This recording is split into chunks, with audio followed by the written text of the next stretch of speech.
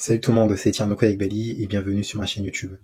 Dans cette vidéo, je vais vous parler de la manière dont je planifie et comment je périmètre le travail des solutions IA que j'apporte pour mes clients. Ok. Je sais que le titre de la vidéo n'est pas très sexy, mais croyez-moi, c'est un sujet très important, surtout lorsqu'on débute dans le milieu de l'automatisation, parce que ça va vous permettre de pouvoir mieux créer votre agence sur des bases solides, sur des fondations solides, et de pouvoir mieux scaler votre agence. Ok. Pour ceux qui ne me connaissent pas encore, je m'appelle Tierno Badi. J'ai monté une agence IA en 2023 qui s'appelle Autonome Mainnet et également j'ai monté une communauté school qui s'appelle Vector Dynamics, principalement orientée business et intelligence artificielle. Donc j'accompagne les entrepreneurs qui aimeraient entreprendre dans le milieu de l'IA avec cette communauté. Ok. Donc voici les points importants qu'on va voir dans cette vidéo. Premier point, on va voir comment définir le projet, périmétrer le projet du client, bien calibrer les attentes du client avec nos attentes. Ensuite, après, on va voir la conception de la solution. Ok. Et ensuite, une fois qu'on aura fait la conception de cette solution, on va voir comment le développer, le développement de cette solution et le déploiement. Donc, premier point, comment périmétrer le travail. En fait, ce qu'il faut savoir, c'est que lorsqu'on construit son agence, surtout lorsqu'on débute, on n'a aucune organisation. C'est le chaos total. Et le problème, c'est que on finit par découvrir les process soi-même, on finit par faire les process soi-même, et du coup, le risque, c'est de devenir un mono-sachant. Le risque, en fait, c'est le fait que en tant que fondateur de notre agence, on finisse par maîtriser tous les process de notre agence et d'éviter de documenter tout ce qu'on a fait. Et le problème de cela, c'est que ça nous rend inhérents à notre entreprise. Et le but de ce que l'on crée, en tout cas dans la logique dans laquelle moi j'encourage les gens à créer une agence d'intelligence artificielle, c'est de créer un business qui leur permet de pouvoir gagner des revenus sans qu'ils aient besoin d'être présents dans l'entreprise. C'est ça, in fine, l'objectif. Et c'est ça que j'enseigne au sein de Vector Dynamics. C'est de créer des systèmes, des process pour pouvoir déléguer cela. Donc, il faut dès le début commencer à mettre en place, à documenter ce que l'on fait et à mettre en place des process pour pouvoir automatiser, recruter des nouvelles personnes et déléguer ces tâches. C'est la raison pour laquelle lorsque j'ai commencé à développer Vector Dynamics, j'ai mis en place des process pour pouvoir documenter chaque tâche, chose qu'il va falloir faire afin que lorsque je vais recruter un freelance, j'ai simplement à lui donner une feuille, il va pouvoir reproduire la même tâche que moi. Ok. Et donc, en faisant cela, j'ai créé un système de onboarding, d'intégration client. J'ai créé un système de gestion de projet et j'ai créé un système de support client. Et ces trois systèmes sont imbriqués entre eux. Et donc, le client, en fait, lorsque le client il nous envoie le premier paiement, il devient nouveau client de notre agence. Et c'est là qu'il passe à travers chaque étape de notre système.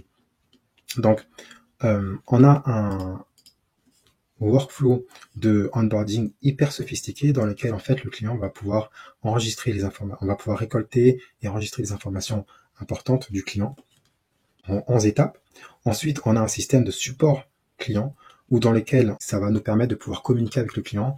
En l'occurrence, ici, c'est WhatsApp, mais maintenant on est passé sur un support sur Slack.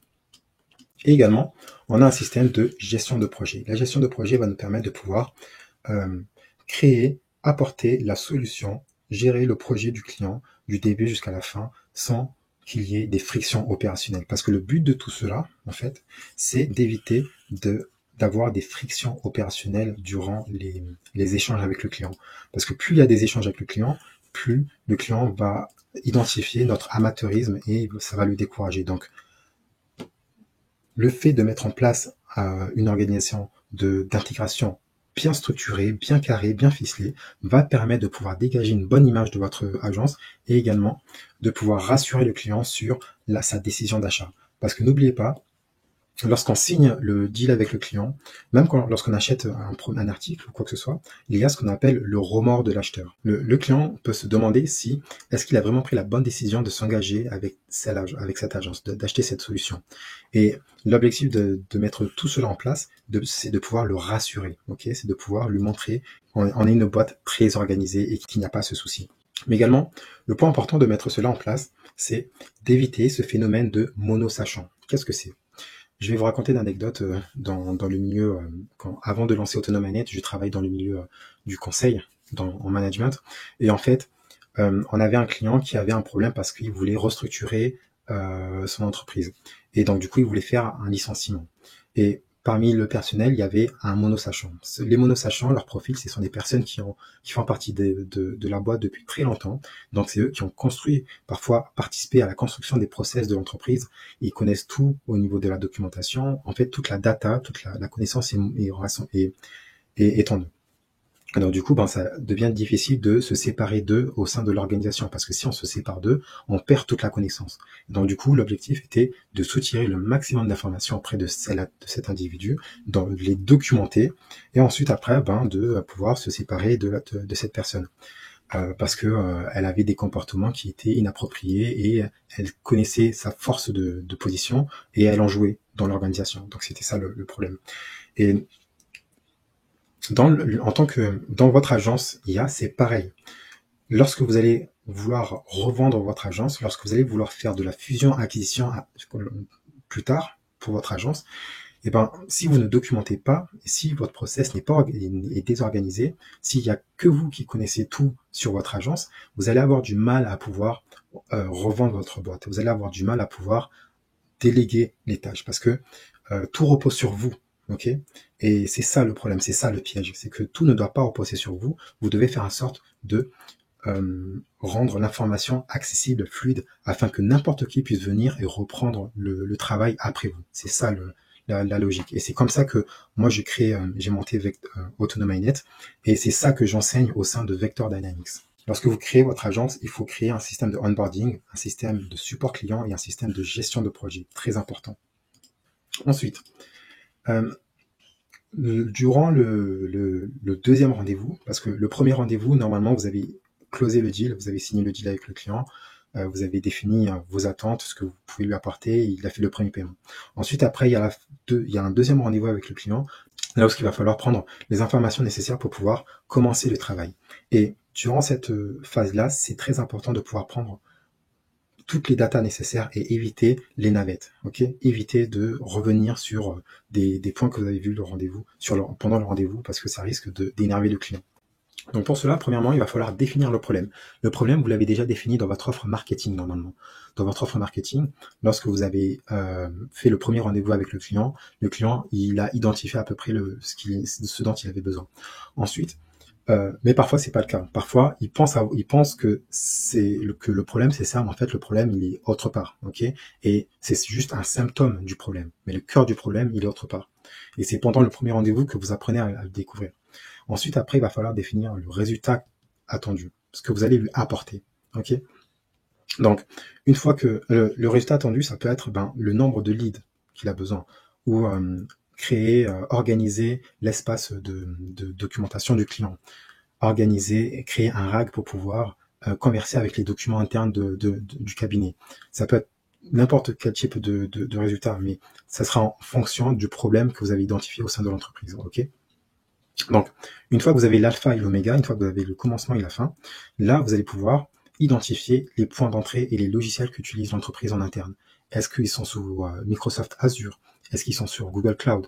Est-ce qu'ils font tout en local? Est-ce que quels sont les inputs qu'ils utilisent? Est-ce qu'ils ont déjà un CRM interne tel que HubSpot ou Go High Level qu'ils utilisent et qui travaillent? Donc, et comme ça, vous allez devoir vous imbriquer avec leur infrastructure interne. Et également, aborder du volume d'activité de vos workflows que vous allez installer et du budget consacré. Ok? Une fois qu'on a toutes ces informations, on va les synthétiser, les rassembler pour les mettre dans le contrat, pour les mettre dans le contrat d'intervention.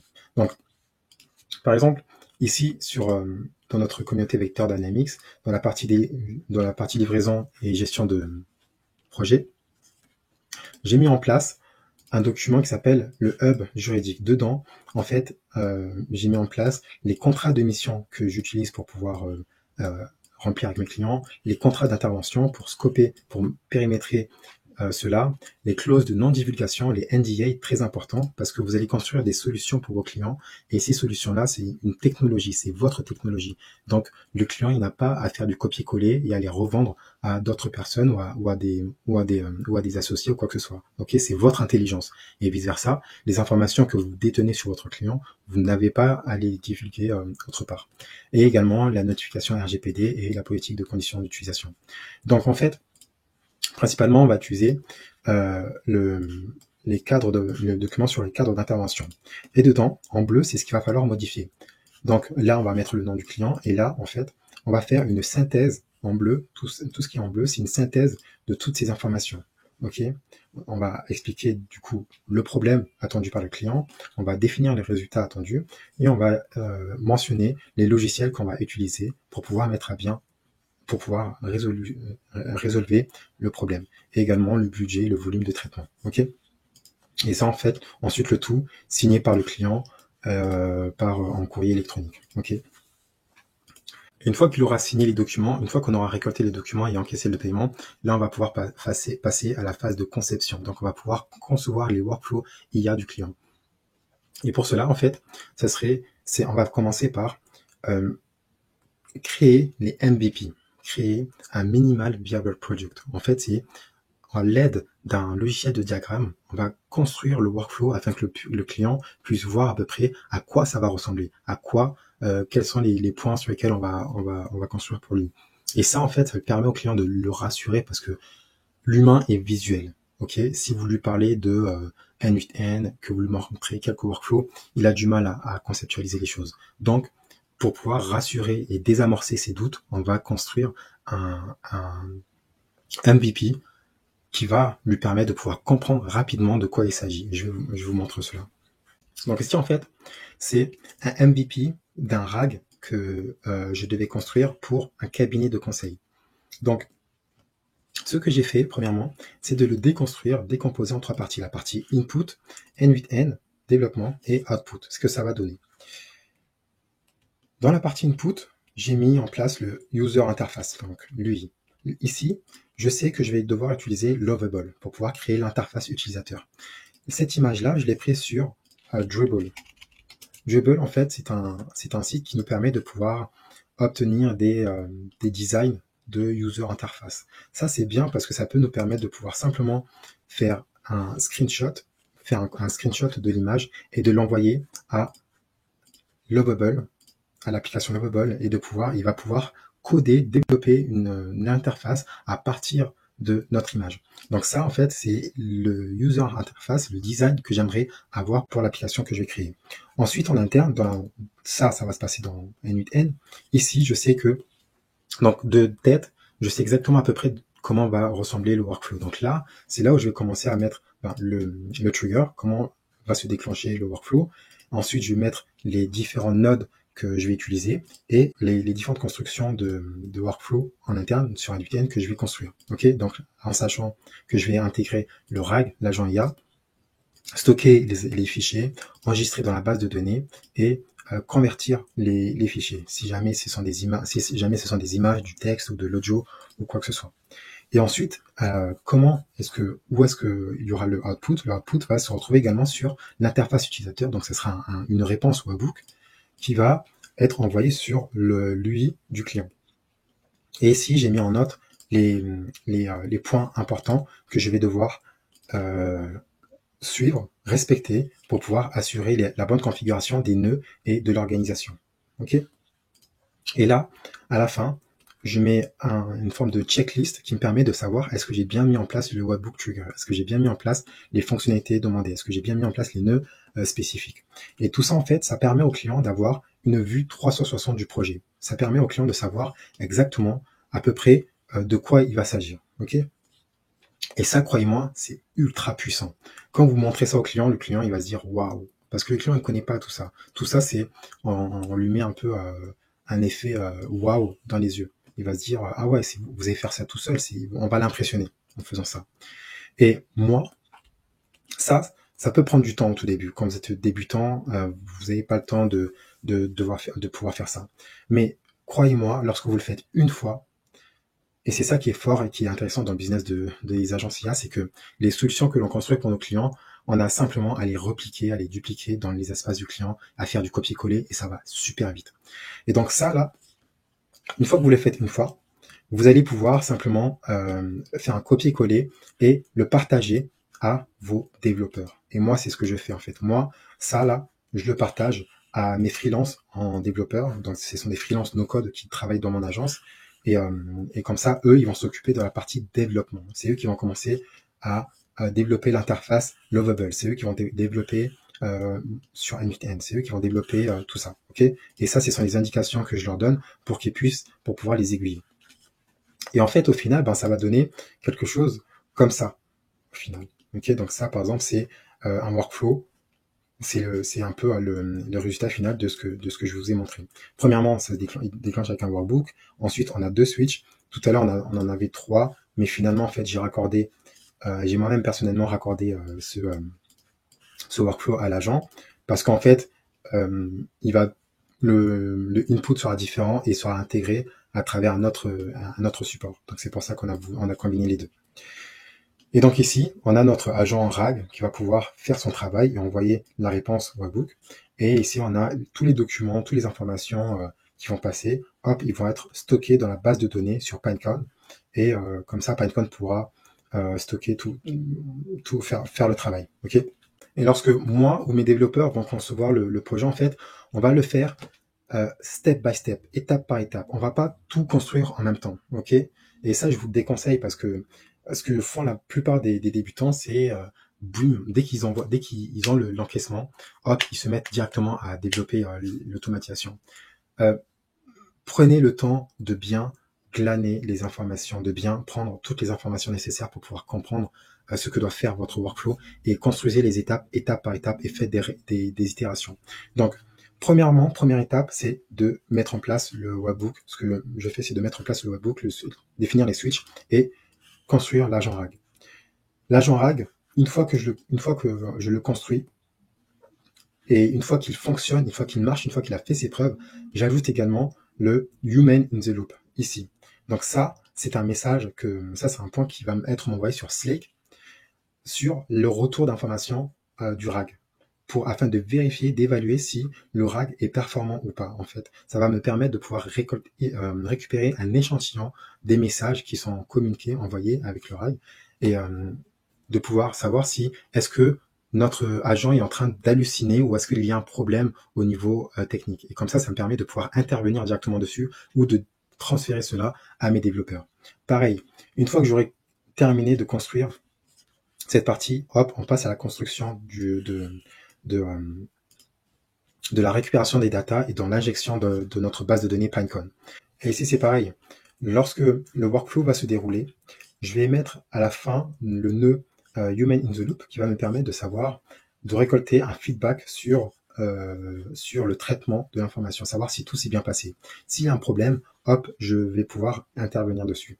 Et également, s'il y a une erreur, ici, très important, j'ai mis en place, comme on a vu dans le cours sur N8N, j'ai mis en place Continue Using Error Output. Donc là, le workflow va continuer à tourner même lorsqu'il va y avoir une erreur.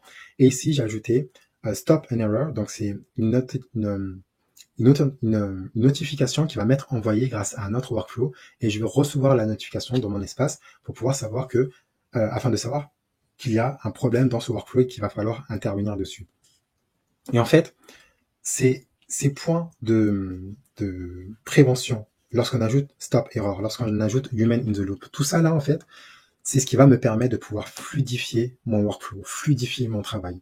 Parce que croyez-moi, si vous ne faites pas ça, ça devient très très vite inextricable. Vous allez avoir des problèmes de workflow dans tous vos workflows, vous allez avoir des problèmes partout et ça va très vite vous prendre la tête. Donc, c'est la raison pour laquelle, pour pouvoir assurer une prévention des erreurs, on ajoute la méthode continue sur les nœuds principaux et on ajoute également des détections pour détecter les erreurs dans nos workflows et nous remonter l'information en automatique.